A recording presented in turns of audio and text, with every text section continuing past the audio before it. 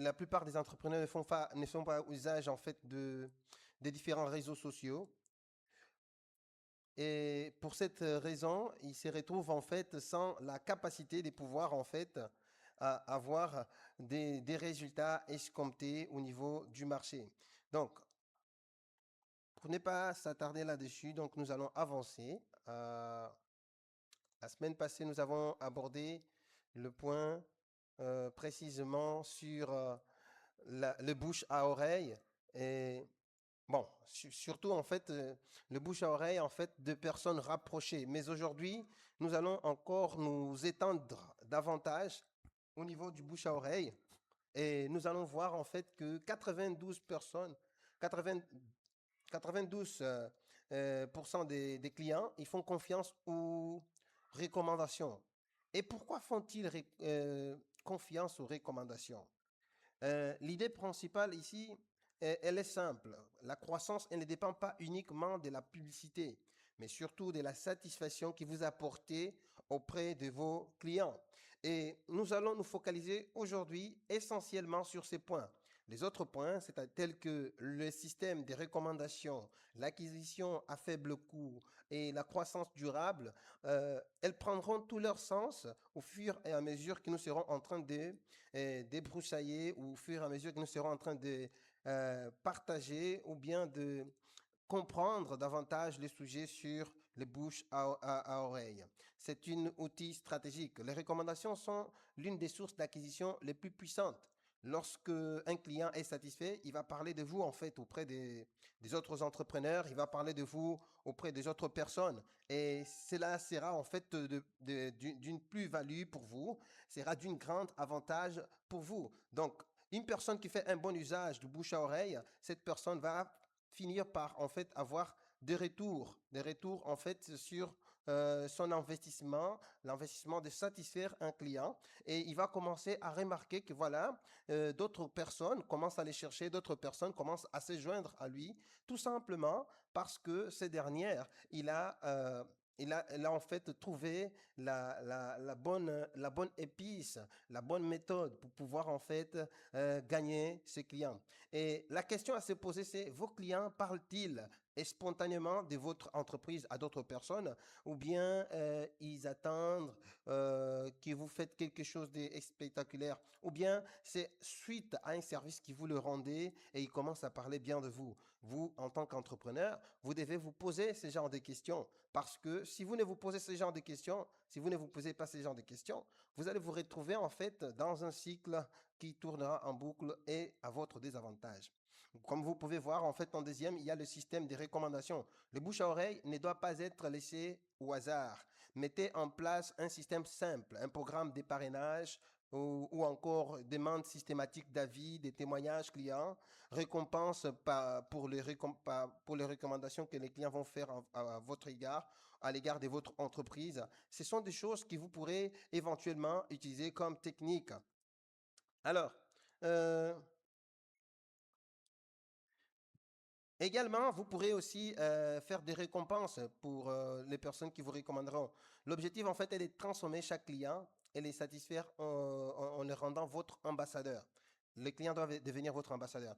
Et en fait, c'est le bouche à oreille, c'est un moyen, en fait, d'acquérir un nouveau client grâce à des recommandations que à d'autres personnes coûteraient beaucoup cher, mais pour vous, ça vous coûterait moins cher à cause du fait que les clients sera celui qui va faire la publicité à votre, à, pour vous, en fait. Ils feront la publicité pour vous. Et les clients recommandés, ils font plus particulièrement confiance à vous parce que ils ont un témoignage de quelqu'un de fiable qui les a parlé de vous.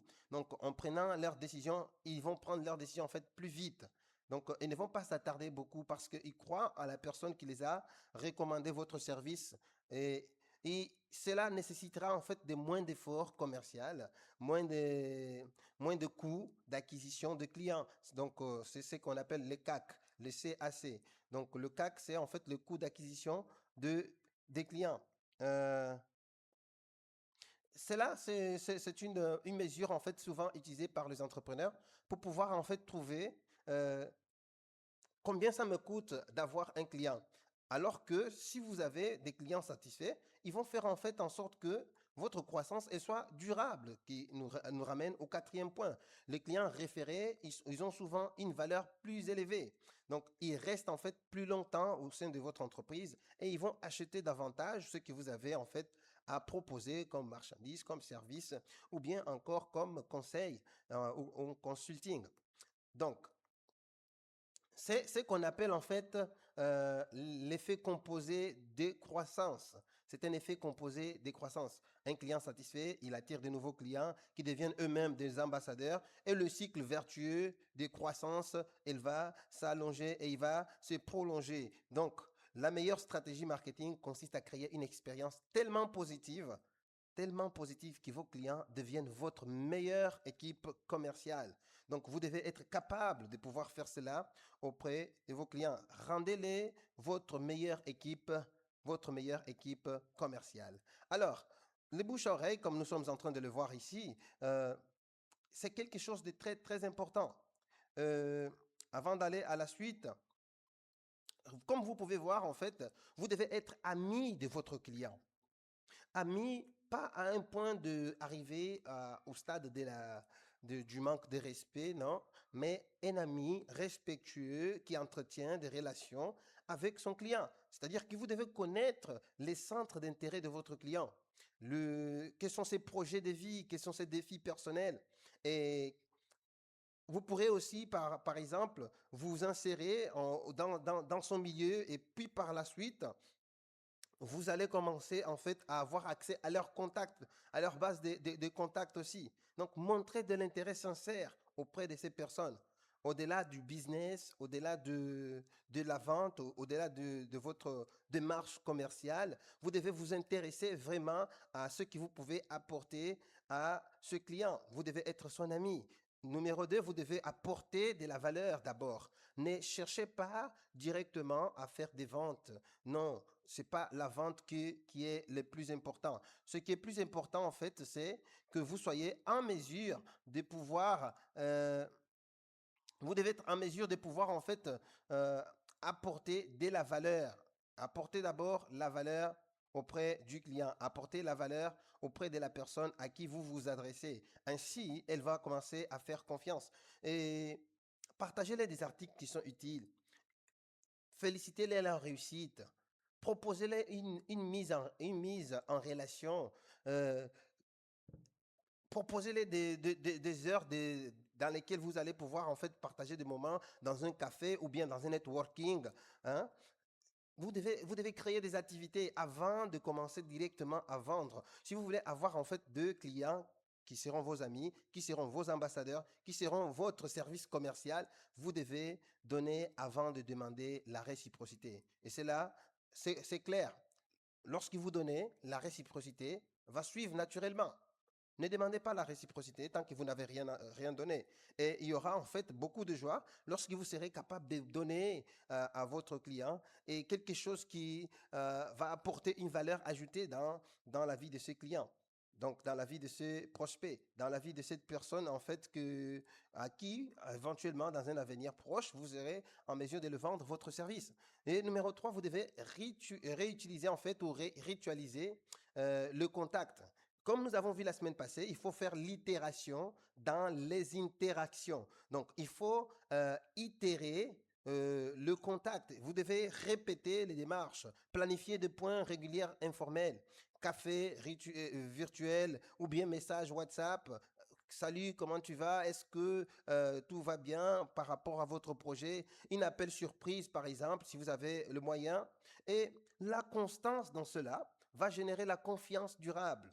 Donc, cette semaine, par exemple, le défi que je vous donne en tant qu'entrepreneur, ce sera en fait que cette semaine, votre tâche consistera à choisir une personne avec laquelle vous entretenez une relation solide afin de lui poser des questions répertoriées ci-dessus. En fait, je vais vous le citer comme par exemple, que souhaitez-vous accomplir dans ton activité cette semaine?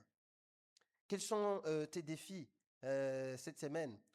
Quels sont les obstacles susceptibles à t'empêcher d'atteindre tes objectifs? Et vous devez aussi avoir en fait un plus à donner si jamais la personne vous donne des réponses qui sont douteuses ou bien dans lesquelles elle se retrouve en difficulté. Vous devez être en mesure d'apporter une valeur à cette personne.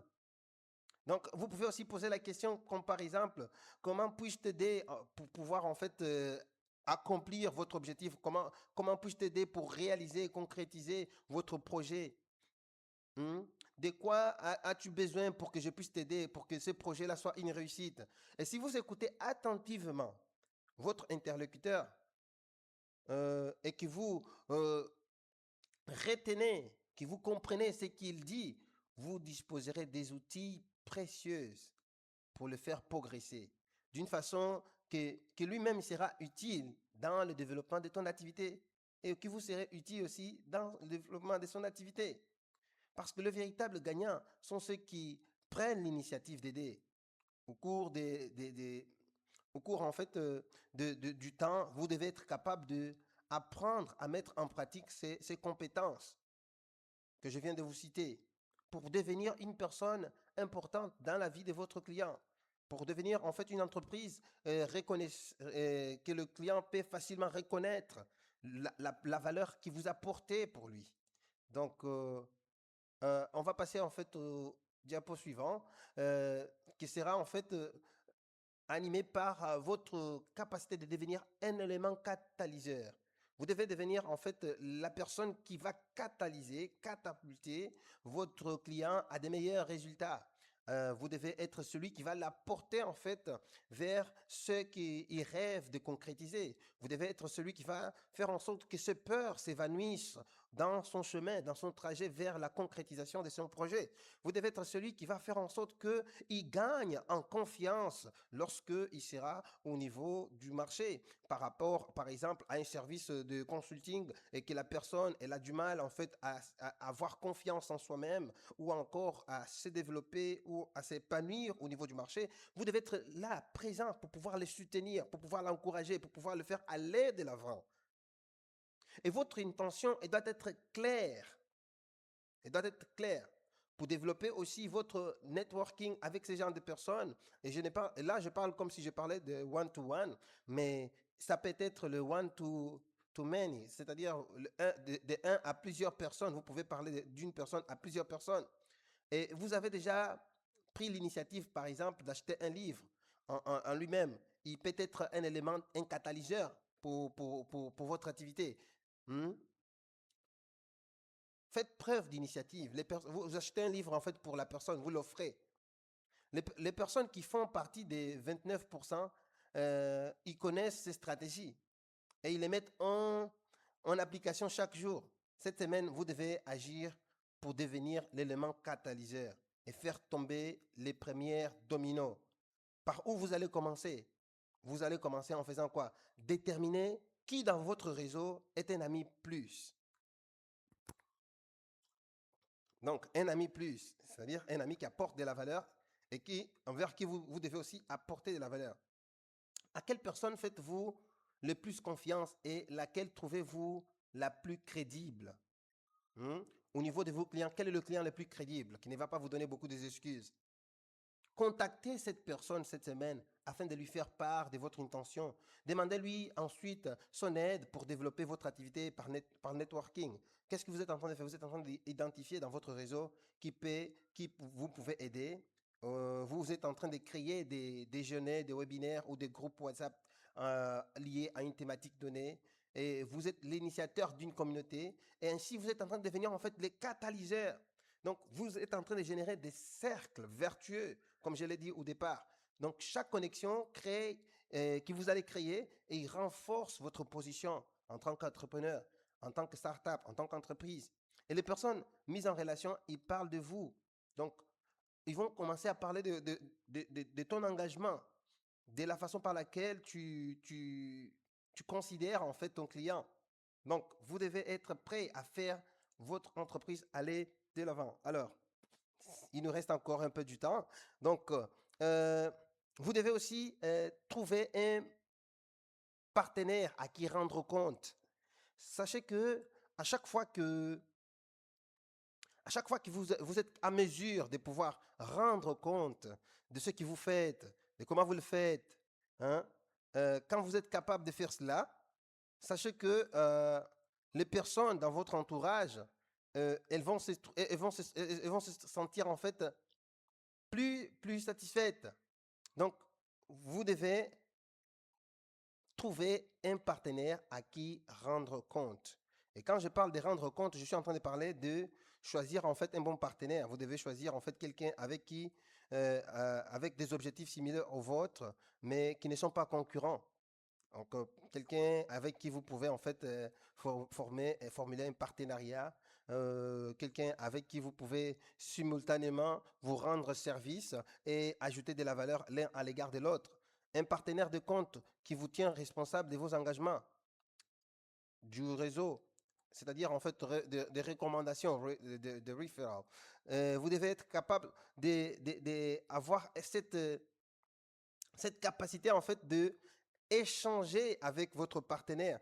Et lorsque on lit par exemple dans les écrits de Dale Carnegie, il va dire que lorsque vous entretenez une relation avec quelqu'un, vous devez être capable d'être prêt de rendre compte à quelqu'un d'autre. Et quand vous rendez compte à quelqu'un d'autre, que ce soit Dale Carnegie et John Maxwell, ils vont insister sur le fait que vous êtes en train de vous mettre sur une contrainte. Une contrainte de quoi? De respecter vos engagements. Si vous décidez que vous allez rendre compte à quelqu'un, vous êtes en train de dire que voilà, je m'engage à faire cette chose. Comme par exemple, marketing, Global Marketing Impacto et Consulting, il a un engagement avec chacun de vous, chaque entrepreneur. Cet engagement, c'est de faire quoi? C'est d'être avec vous pour pouvoir partager des connaissances qui sont applicables au niveau du marché. Donc, nous sommes là pour pouvoir vous aider. Et notre engagement, à chaque fois que nous vous disons que voilà, chaque lundi, nous devons être là, nous devons vous rendre compte si jamais il y a un décalage au niveau horaire, s'il y a une rediffusion qui sera faite. Donc, nous devons être prêts à vous rendre compte, comme par exemple actuellement, notre site n'est pas opérationnel. Il y a eu une erreur quelque part. Mais il y a des techniciens qui sont en train de vérifier qu'est-ce qui se passe. Donc, nous devons vous rendre compte. Lorsqu'on on rend compte, on est en train de se mettre dans un standard capable d'avoir de la réussite. C'est-à-dire que vous vous engagez à réussir. Quand vous avez quelqu'un à qui vous rendez compte, si vous avez un partenaire à qui vous rendez compte, surtout si cette personne à qui vous vous rendez compte, elle a un degré d'influence importante sur votre vie. Numéro 2, vous devez structurer les échanges hebdomadaires. Par exemple, 30 minutes par semaine, partagez vos objectifs de bouche à oreille, vos réussites, vos blocages. La régularité va transformer votre bonne intention en résultat mesurable. Pourquoi? Parce que quand vous vous rendez compte, vous-même, vous allez vous rendre compte qu'il y a quelque chose que vous n'avez pas bien fait. Donc, d'où l'importance de vous rendre compte mutuellement. Et en troisième, vous devez créer un système de co-référencement. Et par exemple, vous pouvez référencer l'entreprise d'autrui, ainsi comme lui aussi va référencer votre entreprise. Vous pouvez référencer le produit d'autrui, ainsi comme lui aussi va référencer votre produit. Ça, c'est le bouche à oreille. Échangez des leads qualifiés, recommandez-vous mutuellement auprès de réseaux respectifs.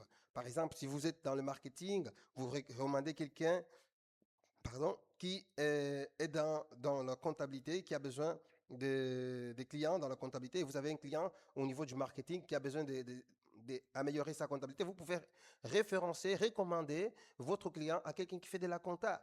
Donc, vous devez échanger. Donc, votre tâche aussi cette semaine, votre devoir, et je vous invite à faire votre commentaire, en fait, au niveau de nos pages, au niveau de réseaux sociaux, que cela soit sur Facebook, que cela soit sur WhatsApp, que cela soit sur TikTok ou encore sur les autres plateformes. Je vous invite à aller laisser votre commentaire de quelle stratégie parmi celles que je suis en train de vous donner vous avez appliqué et quels sont les résultats que vous avez obtenus.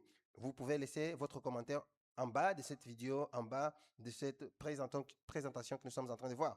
Donc, votre tâche cette semaine sera d'identifier un partenaire à qui rendre compte. Et pour les personnes qui sont en train de nous voir pour la première fois, je vous invite à vous abonner, à suivre nos webinaires régulièrement parce que beaucoup de stratégies seront partagées. Donc, je disais, ne faites pas appel à un ami pour qu'il risque d'être pour qui il risque d'être en fait difficile de vous mettre face à vos responsabilités. Par exemple, une personne qui est irresponsable, une personne qui n'est pas capable de tenir à ses promesses, ne faites pas appel à ce genre de personnes. Parce qu'une fois cette personne identifiée, vous allez peut-être être en mesure de tamiser et choisir les personnes qu'il faut. Donc, vous avez besoin d'une aide. Vous avez besoin d'une aide et vous avez besoin d'aider quelqu'un. Donc, vous aidez quelqu'un afin de vous sentir responsable dans l'exécution de ses tâches. Et la personne aussi, dans votre partenariat, lorsqu'elle vous aidera, elle se sentira aussi responsable dans ses tâches à ton égard. Donc, quelles sont les questions que vous devez vous poser au cours de cette semaine? Les questions qui vous pourrez vous soumettre sont notamment, et ils vont vous permettre en fait d'identifier votre partenaire idéal ou bien du moins le plus propice pour vous rendre compte. Pour qui ai-je un grand respect en tant que professionnel? Avez-vous du respect envers qui? Et vous devez vous rendre compte à cette personne qui n'aurait pas peur de me pousser en fait à rester concentré. Parce qu'il y a des amitiés qui ne seront pas prêtes à vous rendre concentré, à vous rendre focalisé, à vous faire aller de l'avant. Vous devez être prêt à avoir des personnes qui sont capables de vous impulsionner à avoir des résultats. Donc, vous vous posez la question, qui va vous aider à rester concentré? Et qui vous aiderait à rester concentré sur son objectif? Qui ne voudriez-vous jamais décevoir? Quelle est la personne que vous ne voulez jamais décevoir? Ce genre de personnes, ce sont des personnes à qui vous devez rendre compte de l'avancement de votre entreprise, de l'avancement de votre réussite, de votre progrès. Qui s'intéresse également au networking et avec qui vous pourriez vous pourriez vous rendre mutuellement compte, vous faire un compte rendu mutuellement. Qui me connaît, par exemple, moi et ma tendance à remettre tout au lendemain. Par exemple, si vous êtes tout le temps en train de procrastiner, si la personne vous connaît, hein, vous le rendez compte, vous allez être sûr de ne plus remettre les choses au lendemain. Vous allez faire les choses. Donc, qui tiendra son engagement envers toi ou bien envers qui vous tiendrez votre engagement? Hmm? Et qui a aussi le temps, parce que ce n'est pas toutes les personnes qui vont avoir le temps pour vous. Donc, qui a le temps de vous aider? Donc, cette semaine, votre tâche consiste à remplir cela, à remplir ces questions. Si vous n'avez pas bien retenu, je vous invite à suivre à nouveau la vidéo. Cela vous permettra de déterminer plus précisément les options en face de vous. Et nous allons voir prochainement, dans le prochain diapo, en fait, avant qu'on termine, bien sûr, euh, que vous devez être aussi capable d'entrer dans le volontariat. Vous devez être serviable. Le volontariat, en fait, ça veut dire s'offrir aux autres. Cette tâche peut vous permettre de prendre du temps, mais armez-vous de patience. Lancez le processus de cette semaine. Par exemple, le volontariat va vous permettre, en fait, de euh, gagner plus de visibilité. Hein? Vous allez gagner plus de visibilité en tant qu'un agent social. Le volontariat n'est pas un loisir. Il ne s'agit pas d'un engagement de l'acheter, c'est un engagement sérieux à répondre à un besoin. Donc réfléchissez si vous voulez vous engager aussi au niveau du volontariat, parce que le volontariat va créer le bouche à oreille pour votre entreprise. Il va créer le bouche à oreille pour votre personne en tant qu'entrepreneur, en tant que professionnel, en tant que marketeur. Ça va générer en fait euh, le désir auprès des gens de pouvoir vous suivre et de parler de vous, de la façon par laquelle vous êtes volontaire à vous rendre serviable à leur égard. Donc, dans quel domaine êtes-vous prêt à investir votre précieux temps libre? Hmm? Qu'est-ce qui vous donnerait de la satisfaction? Apporter une plus-value, par exemple, à une autre personne? Hmm? Quel objectif euh, votre volontariat vous aidera-t-il à accomplir? Posez-vous toutes ces questions avant de vous engager. Parce que l'identification d'un type de volontariat approprié, il peut s'effectuer, par exemple, en faisant, par exemple, la question suivante envers vous. Qu'aimez-vous faire pour vous-même pendant votre temps libre? Qu'est-ce que vous aimez faire? Est-ce que vous pouvez transformer cela en un élément ou bien un service que vous allez rendre à quelqu'un? Quels sont vos loisirs? Quelles sont les choses dans lesquelles vous êtes souvent en train de participer? Et comment pourriez-vous faire en sorte que ces loisirs, en fait, puissent être inclusifs, ramener d'autres personnes si c'est le sport? Comment pourriez-vous créer une communauté autour du sport, gymnastique, par exemple, à l'air libre? Hmm? Quel sport connaissez-vous suffisamment pour devenir un entraîneur? Hmm? Qu'est-ce qui vous apporte de la joie et de la satisfaction? Parce que si quelque chose vous apporte la joie et la satisfaction, assurément, il y a un groupe de personnes à qui vous allez aussi être en mesure de pouvoir apporter la joie et la satisfaction. Donc, euh, et sur quelle base, en fait, ces cinq premières questions ou quatre questions elles seront organisées? Par exemple, euh, une association de la jeunesse. Prenons l'exemple d'une association de la jeunesse ou bien une bibliothèque ou un club, le club des étudiants, ou bien club des marketeurs, ou bien club des comptables, le club des droits des affaires, par exemple, ou bien un groupe de militants pour un sujet qui vous défendez, vous tenez à cœur, un groupe religieux, par exemple, euh, ou bien foyer pour les personnes qui sont sans abri, hein? Offrir des foyers pour les personnes qui sont sans abri. Ce sont des offres de charité. La semaine passée, nous avons vu que vous devez être généreux lorsque vous êtes en train de chercher à gagner votre premier client. Donc, maintenant que vous avez trouvé ces éléments pour pouvoir répondre à comment organiser votre volontariat et votre visibilité, vous devez vous lancer. Vous devez vous lancer.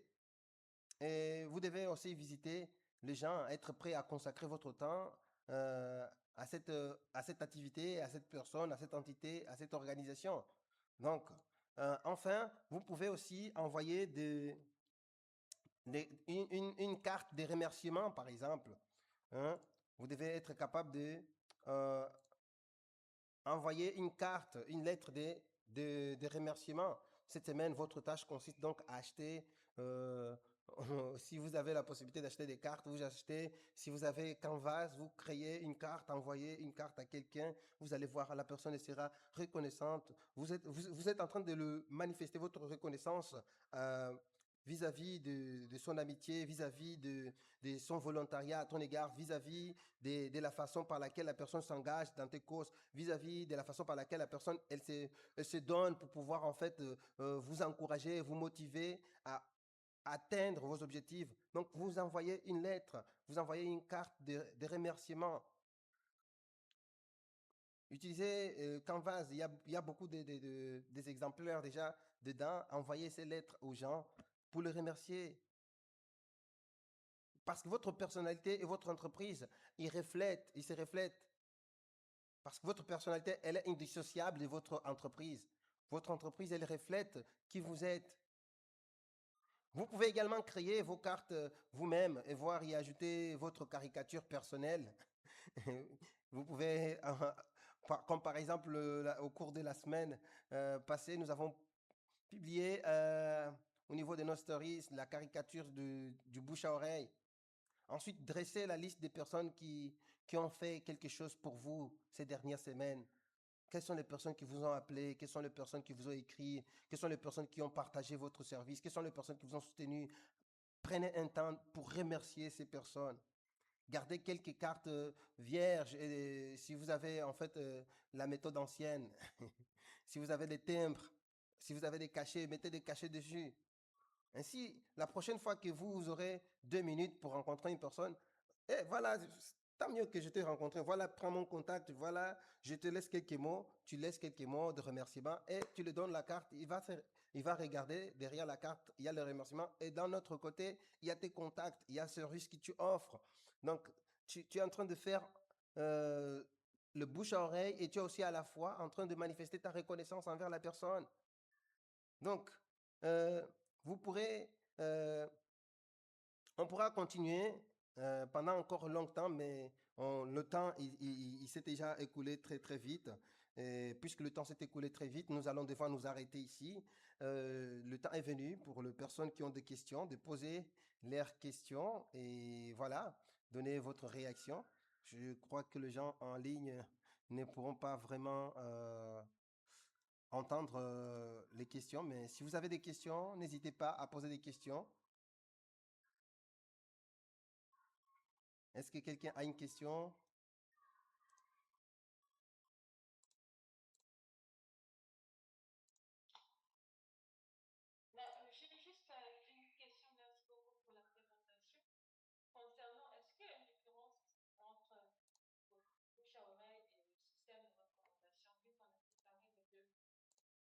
Le bouche à oreille et le système de recommandation. D'accord. Alors, entre le bouche à oreille et le système de recommandation, il n'y a pas de séparation, mais au contraire, la recommandation, elle est intégrée au niveau du bouche à oreille. Donc, lorsqu'une personne fait une recommandation à ton sujet, elle est en train de faire le bouche à oreille. Il est en train de parler de toi aux oreilles de quelqu'un d'autre. Voyez-vous? Donc, le bouche à oreille, il est là, mais la recommandation, elle fait partie en fait du levier ou bien du canal par lequel euh, le message sera passé à votre sujet. Donc, voilà. Je vois des gens qui sont en train de commenter en ligne. C'est très bien. Je ne sais pas si vous avez d'autres questions, d'autres demandes. Alors, s'il n'y a pas d'autres questions, d'autres demandes, il ne me reste qu'à vous. Vous dites?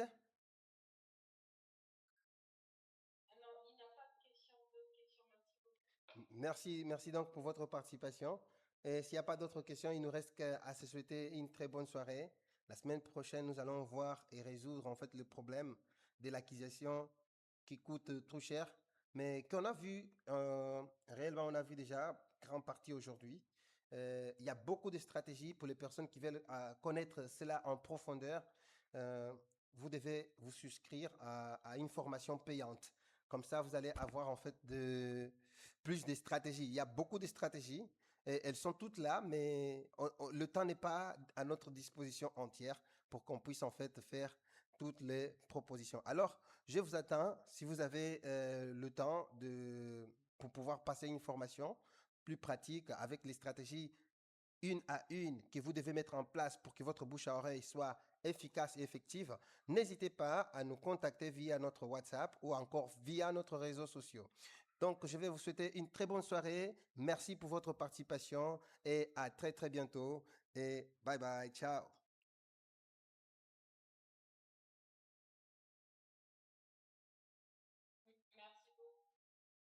Merci.